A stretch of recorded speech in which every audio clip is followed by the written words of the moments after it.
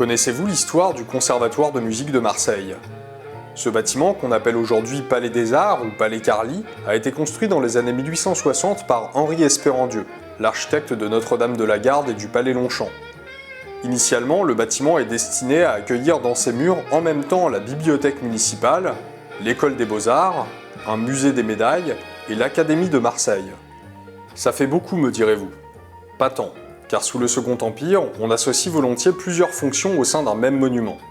Le Palais Longchamp, dont nous parlions à l'instant, n'est-il pas en même temps un musée et un château d'eau? Au Palais des Arts de Marseille, on cherche surtout à rassembler les institutions liées au savoir, avec une école d'art, une bibliothèque, un musée et une académie.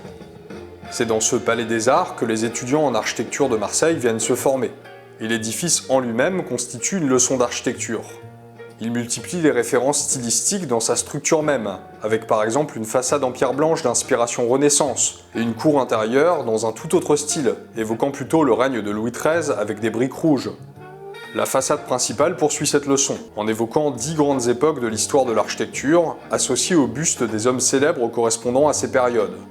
L'étudiant est ainsi instruit par l'édifice lui-même, qui incite à connaître toutes les époques de l'art afin d'accéder à une connaissance universelle. C'est le sens de l'alpha et de l'oméga que l'on trouve de chaque côté de la façade. Pour d'autres anecdotes d'histoire de l'architecture, abonnez-vous.